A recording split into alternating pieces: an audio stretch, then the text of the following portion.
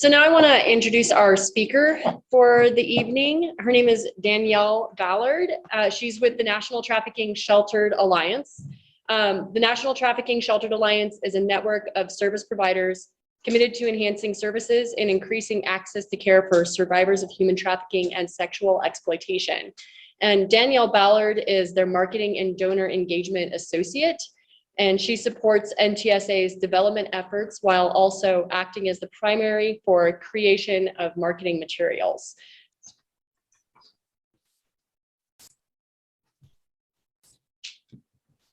Okay, won't let me share yet.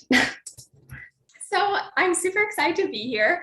I actually reached out because of Kendall, if you remember her from NTSA. She says to say hi to everyone. So my name is Danielle Ballard. I'm the Marketing and Donor Engagement Associate at the National Trafficking Sheltered Alliance. So I'm just going to talk a little bit about who we are, what we do, and then how you can be involved to help if you would like. And if you have any questions, please feel free to put them in the chat throughout, and then I will try to respond to them at the end. So I was told there was a wide variety of experience levels tonight. So just to start off, low level, and then we'll get high level as we go.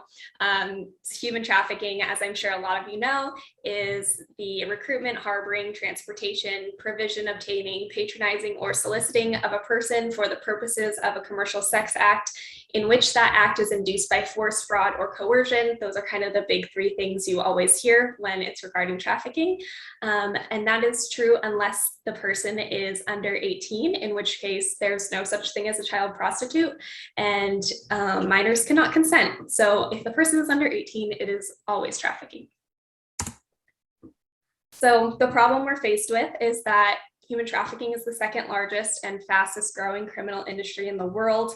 And there are up to 300,000 people at risk of being trafficked right here in the US, which is a low estimate. It's very hard to find accurate, for sure, data on this, as it's not always recorded on criminal industries. So this problem generates a desperate need for thousands of survivors to find a safe place where they can heal once they're out of the life. So the Refuge for Domestic Minor Sex Trafficking reports that around 30% of survivors will be trafficked again due to not receiving the aftercare and support they need, which is just heartbreaking and a statistic that we want to see drop to zero. So that is the work that we're trying to do. The US government has actually only been taking domestic trafficking seriously for about 10 years. And in 2010 was the first time the US actually included itself in the Trafficking in Persons report. So residential programs all across this country are so new and so young. It's a super new and uncharted field. And everyone's just trying to figure it out. I'm sure there's residential program service providers here who are listening now who understand that we're all just doing our best out here. So our goal is to be a support system, not only for survivors, but also for those who serve them. So our mission is we want to support survivors as well as service providers. So we are committed to enhancing services and increasing access to care for survivors of human trafficking and sexual exploitation. And we work basically in three pillars. So our mission is three-pronged. We have membership, which we consider our knowledge center, and it's to equip programs across the country with training resources so that they can learn and grow in a collaborative community. We don't want any program or individual to ever feel siloed in this work. We know the burnout rate is incredibly high. We know that it's hard to get funding, and we know that it's hard to know if you're doing the right thing, and it's easy to feel alone, and we don't want that. We want to be the solution for that and support the people doing this work. We have a referral system, which is a national system. We call it our Alliance Referral System, or ARS. So it's an opportunity to connect survivors directly with appropriate residential shelters throughout the country efficiently and with dignity so that their needs are met by the program that they're matched with. And I'll talk a little bit more about that as we go, because it's open to anyone and we would love for you to use it if you need it. And then our newest prong is accreditation, which we just launched this last October. And the goal of that is to provide accountability and ensure that survivors at residential programs are getting the best quality of care. I'm sure we've all heard of instances where survivors are re-exploited or re-traumatized, or where people have good intentions, but they're not done well, and survivors pay the price for that. So we want to make sure that residential programs across the country are equipped to provide these survivors with the best quality of care. So starting off with our Alliance referral system, a little bit about how it works. Essentially, we try to keep it as simple as possible. It's a simple form on our website. So anyone can go to our website, shelteredalliance.org/ARS, and you'll find the referral form, and it has questions that are necessary so that we can match the survivor with the programs that will fit their specific needs. We know that every survivor is different and everyone has different needs, and we want to make sure that those are met so that they have the best chance of success in the program they're placed in. So once anyone submits the form, it can be a survivor, it can be an advocate, it can be a caseworker, it can be a family member or friend. The survivor themselves can submit the form. Once it's submitted, within 24 hours, our team will match it with all the residential programs that we have in our database. So that's over 125 agencies from 35 different states. So we filter them out through our database to match the selections that the survivor chose as their answers to the questions. So do you want long-term or short-term placement? What is your age? What is your gender? And we find the programs that match those and then connect them. So once the agencies that receive that referral get it, they review it, and if they have the availability and can take that survivor in, it's on them, and they will contact the survivor or caseworker directly, and then handle all further placement and intake procedures. So one of the cool things about our Alliance referral system is we're actually able to use it to collect a lot of data on domestic trafficking for the survivors that use it, to get a better understanding of what this field looks like here in the US, and who it is that's using this program. So as you can see, we have, these are from our 2021 year-long analysis. Average age that we see most often is between 25 and 35 years old. Almost all are sex trafficking survivors. A few are labor trafficking, and usually if it's labor trafficking, it's also sex trafficking too. And 96% are US citizens, which I think people are always surprised by. I think a lot of times we think that trafficking in the US is undocumented citizens being trafficked into the US. But from our referral system, what we've seen is that 96% of those who use it are US citizens, and 94% are female. So 4% are male, 4% identify as transgender or non-binary. And again, these statistics are likely skewed, as we know, due to societal stigmas and likelihood of certain groups to identify as victims themselves. Another thing that we find super interesting is that 17% of our referrals in 2021 were from survivors who were pregnant or seeking placement with dependent children. And this is actually a huge gap that we see. Very few programs are able to serve a survivor with dependent children, which is a huge barrier to these people getting the care that they need. So along that line, we're also able to identify gaps that are nationwide gaps in services that need to be met, because we absolutely believe that every single survivor out there deserves access to the care that they need to heal and thrive again. And it breaks our heart when we have to see one of these unmet demographic needs come through the system and know that they're only going to have maybe 3 options of programs to go to in the whole nation. So less than 10 in our database serve men, 24 serve minors, and 13 serve adults with children, when we've seen that almost 20% of the survivors that come through have children. Another thing we look at is faith integration. We are a faith-based organization, but anyone can be a member, whether they're faith-based or not. We just want to create an opportunity for anyone to collaborate, and we're open to everyone in this field working together to make it as powerful and impactful as it can be. So faith integration, what we've seen is that apart from no preference, most survivors actually want faith in their programming. They just want a choice as to how that's integrated for them. And that's something that we find very important when we do our Alliance referral system, is we want survivors to have that agency and that choice when they go to a program, because for some, it's the first time that they've had that, and we think that that's very important. So our next problem is membership. And this is all the residential programs that make up the Alliance. So we're a national network. We have organizations in 32 states. I'm sure you guys know, Covered Colorado is one of our members. They're in Denver. We love them. And we, as you can see, we have 32 different states that have member organizations in them. So what we're able to do is provide an opportunity for all these different organizations. They can be high barrier or low barrier in their program model. They can be faith-based or secular. All these differing aspects are able to come together and decide what works well for them, what didn't work for other people, and collaborate to create a national network that's all has the best interests of survivors in mind. So included in our membership, it's meant specifically for residential programs that serve survivors. So we have a knowledge center on our website that when you're a member, you can access, and it's basically your entire resource toolkit. We have collected throughout the 3 years that we've been an organization. We've put together an entire center of videos, webinars, presentations. We hold an annual conference every year in which we try to get the top experts in the field to come and talk about their expertise. So trauma-informed care, trust-based relational intervention, anything you can think of, how to incorporate faith, how to serve minors, any topic you can think of, we have a session on it. And so this is all accessible when you're a member.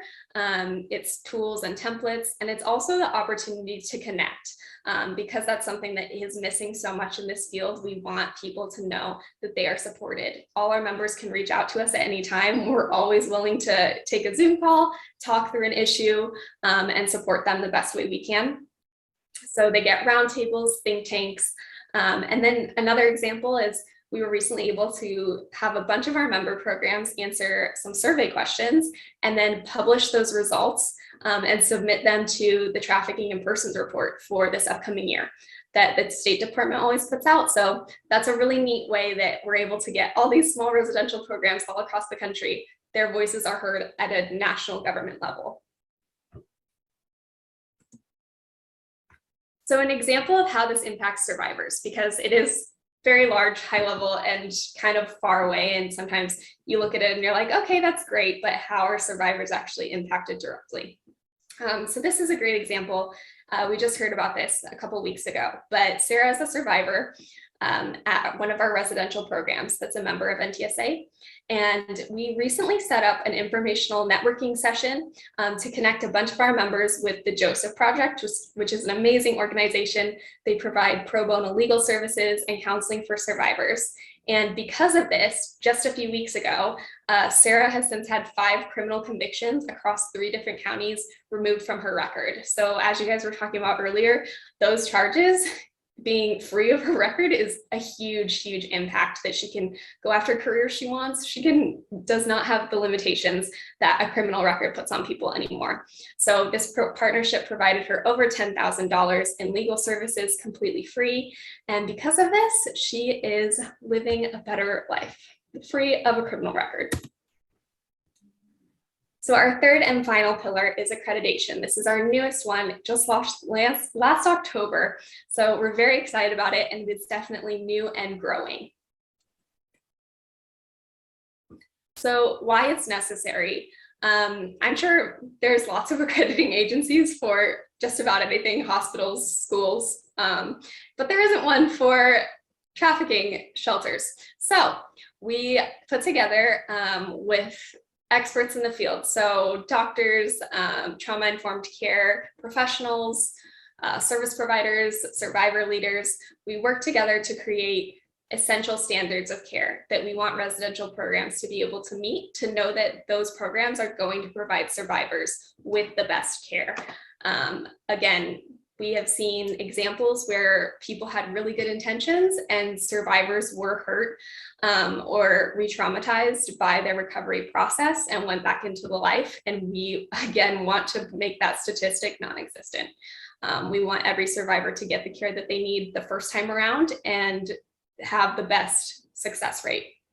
So when survivors or donors or anyone looking at your program sees an NTSA seal and certification of accreditation, then they can trust that it's making strides to continuously enhance and improve your services, but also that you've achieved these essential main standards that cover everything from ethics and risk management to safety, and how do you ethically tell survivor stories online without being re-exploitative, faith-based considerations and considerations you have to have in place if you want to serve minors. We tried to hit everything. So the process is a multi-step 6-part process. We set up to develop one that centers on accountability, accessibility, and collaboration. So we developed a 3-year model. So the accreditation lasts for 3 years before programs have to reapply. And this is specifically for residential programs that serve survivors of trafficking and sexual exploitation. So these standards were all catered specifically for that and created by experts in that field. So it's a 6-step process. Number 1 is you apply. Number 2 is we have a review panel made up of 6 experts, ranging from survivor leaders, people with PhDs. They're amazing. If you'd like to know more about them, they're all on our website. But they'll review the website and social media of the organization, and then they'll have an initial decision. It has to be unanimous for an organization to be accredited. And after that, they'll have interviews with the leadership and the staff, and they'll do an anonymous survey from a previous resident. So a former survivor that has graduated from the program will reach out to them to ask about their experience. And then you'll receive your final decision. And we just had our first group start this process, so we're super excited. So a little bit about us. We are a national organization, but we are actually a very small nonprofit made up of 6 people. But we're doing big work and we're excited about it. And we're just so encouraged by all the people in this field who do this work day in and day out. The impact we make is that the average residential program has about 6 beds, and we have over 90 residential programs in our network. So this means that our organization and our standards of care and our support groups are impacting the aftercare experiences of over 500 survivors every single day, and we take that very seriously. So how would you support us if you would like to? A couple of different ways. If you are a service provider, we would love if you would consider serving the gaps that I discussed when we talked about ARS. It breaks our heart when we know that the chances of a survivor finding placement that will fit their needs is very slim. And we just want every single survivor to have the access to that care. So if you would like help, please reach out to us. We are so happy to connect you with resources. If you want to branch out to serve minors or to serve men, we would love to help you with that. And it's so needed. If you're a residential program, you can definitely consider joining us. We'd love to equip you with all the resources you need, and also connect you with amazing organizations all across the country. For example, Thistle Farms is doing amazing work, and they shared their entire guide of standards and procedures with other residential programs in the network, which was super cool. So if you're a startup, it's a great place to learn and grow. And if you're a more established organization, it's a great way to serve others in the field and help them. Survivors and advocates, please feel free to use our referral system. Anyone can use it, and we would always love feedback on it. We are always trying to constantly improve the form to make it as trauma-informed, as efficient, and as dignified as possible. So if you would use it, and if you want to give us feedback on it, please do. We'd love that. If you're a researcher or an expert in the field, please put in an application to speak at our conference. We have our national conference once a year. It'll be late spring of 2023, but we're also looking for speakers and presenters to do a few smaller regional events. Our next one is coming up in July in LA. So we're always looking for people who are wanting to present on topics related to residential care for survivors, and we would love to collaborate with you in any way you would like. A couple ways anyone can be involved with this movement. This is where you guys are excelling just from the first 5 minutes of your meeting. You are involved locally, and that is amazing. And that is what we love to see, because what we hear over and over again from residential programs all across the US is that people willing to volunteer and help out in small ways with things that they need is so, so helpful and so encouraging to them.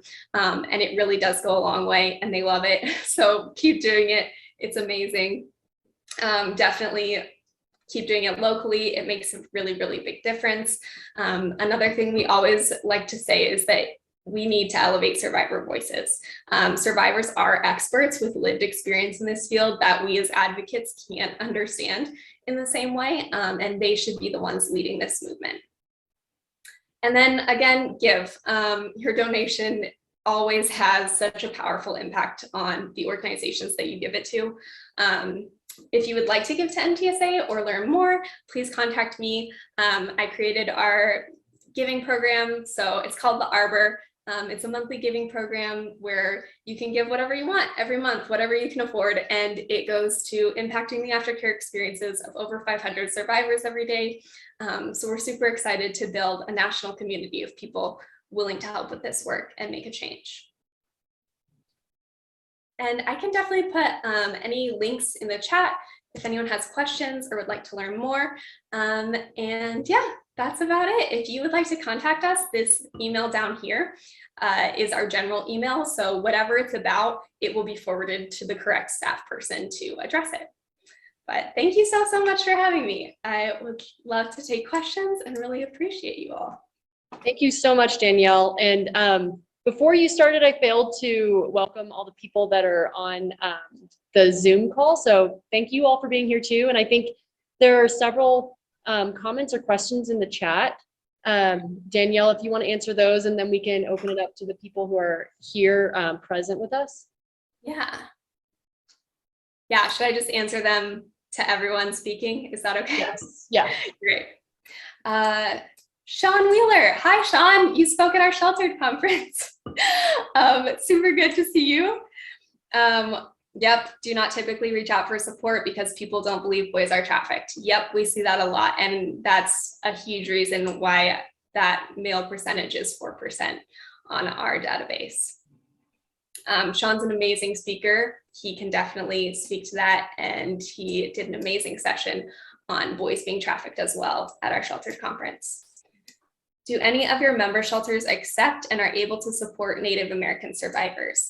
Yes, there are a few. And I would say that states where there are higher populations of Native American survivors have the better resources for that. There's actually an amazing website that I can find. I did a presentation on this about specific culturally informed resources for Native American survivors, and we have several of that in our Knowledge Center as well. So if your organization would like to be better equipped to serve that demographic of survivors, I would definitely be happy to provide you with that. But we do have several who do serve any demographic of survivor. So yeah, that's all I see right now. Feel free to just add in. A couple of people here that are questions.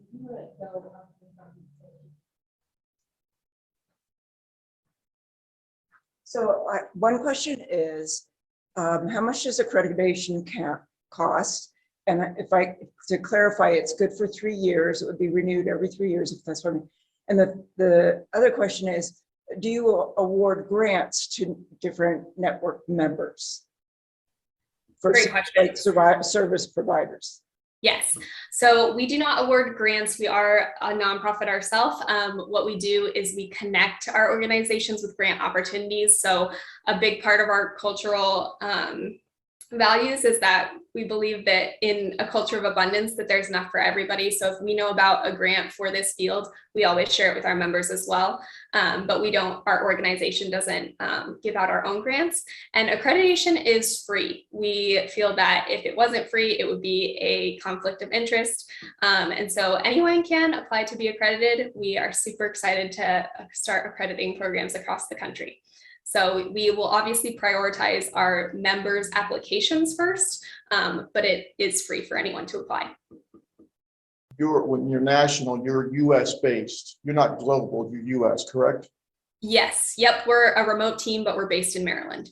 Can donors direct monies to try to have shelter or homes in their region? So if I was a donor in Nebraska and I wanted to help with having places, recovery places, could I earmark amounts to do that in my state? I would say we do not help with the building of new residential programs. So you can absolutely reach out to us about that. Your donation wouldn't go specifically to that. So if you would want to donate to that, we would probably try to connect you with an organization that is a startup in Nebraska that we already know of that you could then donate to them. So you're accrediting, you're not actually building, you're informing and training and resource. All right. Yes. Yeah. Thank you. One in the chat says, does it cost for membership? Yes, we really struggled with this because we know that nonprofits and residential programs do not have a lot of money. But we also thought that it was important to create buy-in so that the network actually is helpful and people do participate and really put their best effort and resources into it. So we have two different levels. We have associate and general. Associate is usually for more of those startup programs, and then general has a few more benefits and is for those more established residential programs. So associate is $50 a month and general is $100. You mentioned a percentage of 30%. You said 30%. How did you say that? Quote that again at the very beginning, what that was. Yeah. 30% of survivors will be re-trafficked due to not receiving the aftercare they need. Right. I thought the statistic was far higher than that. I thought there was a statistic that said 95% of people who don't get into a structure support for development return. That was the minor statistic. This Already statistic is minor. Yeah, so this one is from the Center for Domestic Minor Trafficking. So that is specifically about minors. That's the most credible source we've found for an actual statistic on that. We have seen there are some organizations that say 80. I haven't seen where specifically that statistic is from, but I would say that it is probably much, much higher if you were to take in all survivors and not just minors. I'm a foster dad. And I'm we have teenage girls living in my home, and I'm just cognizant of their point of risk. How are you helping with DHS and foster care and trying to have resource to help these kids not get on the wrong track? Are you helping with that? So directly, we don't interact with foster care a ton, but we are absolutely aware that there is a huge, huge overlap, that foster care is a huge feeder of human trafficking, sadly, as I'm sure you know, and we absolutely advocate that foster care is so, so needed. Good foster parents to help with those vulnerabilities that make children in the system so, so vulnerable to traffickers. So we do try to keep that as part of our training for all residential programs, and ways to best serve minor survivors as well is part of our accreditation. Hi, I had a question about the referral system, and do you see mostly survivors utilizing your referral system, or sort of victim advocates with survivors or service providers? And are you ever able to provide more emergency style shelter in a certain area where you have partners? Yeah, so a lot of our partners do emergency services, which is amazing. There are so many residential programs that also do outreach and also do an emergency hotline. Obviously, there's the National Trafficking Shelter hotline. So we don't typically connect people with emergency resources, but a lot of our members and organizations do offer that as part of the services they provide. And I would say that the majority of our referrals come from survivor advocates or caseworkers that have already been connected with the survivor. but we actually just redid our form to change the language a bit and make it a bit more trauma-informed and approachable. And so this past year, we saw a huge increase in self-referrals among survivors, which we're really, really happy about. So that's been really cool. But I would say the vast majority at this point is survivor advocates and caseworkers. Thank you so much, Danielle. It was really informative, really great to hear about your organization. I have a question. Yeah. So let's say there's a survivor in Colorado and they are addicted to substances and we want to get them out of Colorado. I work for the DA's office, so I come across a lot of victims and they're almost always in very difficult circumstances. Yes. Do you, when you're placing them, or is that part of the referral process, is determining, okay, where you're currently living is not a safe place for you, so we need to put you in a different state? And if so, how do they get there? Yeah, so basically that's part of the form, is asking those questions of where are you currently located? Are you escaping an emergency situation like right now? Do you need to get out right now? When do you need to get out? What states are safe for you and what states aren't? Where would you prefer to be located? So all that stuff is stuff the survivor or their advocate will fill out. And then the receiving agency that ends up taking them is actually the one that organizes the transportation and all those details. So we just do the initial connection, and we absolutely very often place survivors in different states. Great. Awesome. Thank you so much. Yeah, of course. This was so really great. It's so encouraging to like see groups like this. This is amazing. And I'm hoping to move to Colorado Springs in a couple of years. So I'm hoping maybe someday I can join you in person. Absolutely. It's a great place to be. Thank you so much for joining us. Of course, my pleasure. Thanks for having me.